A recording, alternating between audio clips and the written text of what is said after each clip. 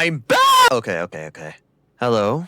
This video is a bit different. In a sense, we're going above and beyond with this one, stepping past the boundaries of canon Undertale Deltarune and into the realm of AUs. And I swear I'll be sleeping on this character. The Hack Lord, the Redhead, enter Underplayer. This lovable little gremlin deserves more love, man. And I almost see no one talking about Player. That aside, let me get to it. Oh, and by the way, I'm still not using this power scaling system. I'll let you guys figure that one out. Alright, Underplayer, the Lonesome Angel, descended from the real world with the mission of befriending everyone in Undertale's world. Here, we will cover players' abilities, durability, overall power, and weaknesses. So let's get to it. For players' abilities, I want to start with their biology. So players' body is made up of the code of countless monsters, so it isn't just human, but more so an amalgamate. Seeing as player could use Flowey's Flirtliness pellets during that speech about using other monsters as a reference for their body, it's most likely safe to assume player has the powers of basically everyone. So they're really overpowered already, and that's without mentioning their unique powers. Their biology also allows them to shapeshift to some degree, turning their face into Flowey X's or Burger Pantses, or their whole body into an amalgamates. Now for players' unique powers, for starters, their powers introduce the concept of world lines. World lines and timelines are different. A world line is defined by its fun value, so world lines have timelines in them. For example, a fun value of 33 gives you the Wrong Number song, a fun value of 99 will give you the Goner Kid event, 50 would give you Alphys' phone call. Each of these fun values has its own unique pacifist, neutral, and Geno endings. These world lines are also connected to AUs, since in Underplayer's world, they exist due to different fun values. Player has the ability to hop between these world lines, but cannot hop across timelines.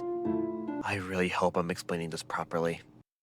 Fortunately, player gets past this issue by cloning themselves, so those clones can be controlled and go wherever they want to go. Sick clones lack a soul inside of them. There's also player's ability to alter someone's memories, as shown with Flowey and Sans when they made the two of them remember everything. There's also their soul, filled with darkness. This darkness can seemingly function as an explosive wave, evident by it knocking back Sans, or, if I'm looking at this properly, this darkness was also used to seal Gaster away, so it works as a sealing technique or an explosive wave, or potentially like a pseudo-domain expansion. They've also shown the ability to alter someone's stats, as shown with player increasing Frisk's LV to 20 to hide the fact that they revive Sans, as well as the fact that they can force whoever has the power to reset to give it to them instead. Oh, player can walk on walls too, by the way. And those are all of player's powers, and now for Underplayer's durability. They're borderline invulnerable. The only thing that actually hurt player was Santa's karma, and even then, they have so much HP that doesn't even matter. In the hypothetical counter with error, player literally shrugs off error strings and leaves. So unless you have something that can get past your defenses while also dealing ungodly amounts of damage, you're never hurting player. And now, we move on to their overall power. Let's look at player's LV. So many nights it goes off the screen. We see this a few more times in the comic, so it's probably safe to assume it's the same amount of damage Kara does to us at the end of Geno. So here I count it. 13 by 22. That's 286 digits there. I don't know what number that is, so I'm just gonna use this. Level 99 quaternon agintillion, with every digit filled with 9s.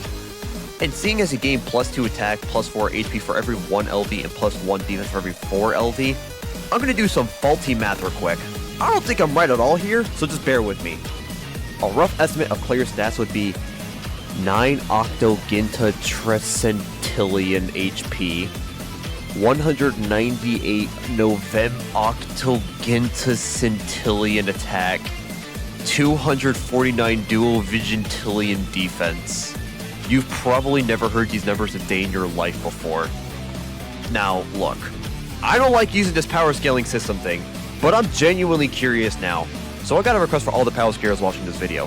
So, level 20 Kara in the comic can nuke timelines. My question is, how much striking force would a full-powered Underplayer have? Write it in the comments, I genuinely want to know how busted this red thing is. I also want to point out the reason why player's LV is so high. According to Sans, usually when LV increases, they distance themselves so they'll hurt less. But because player wasn't like that, they wound up hurting themselves instead, which probably means their LV is still rapidly increasing. So those stats could be increasing by the second. I often see people try to figure out who would win between player and error. Here's an accurate presentation of how that fight would turn out.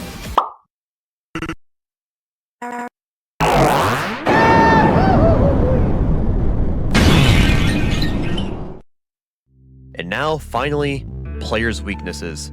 The only real weakness player has is if someone out there has a higher authority over them. For example, Gasser had the authority to kick player out of Undertale's world whenever they felt like they were doing too much. However, player got around this by sealing Gasser away. So, to recap.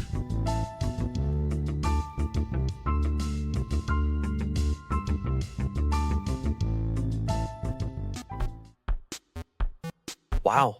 So, yeah, that's Underplayer. If I missed anything, please let me know. If you have any objections or corrections, please correct me.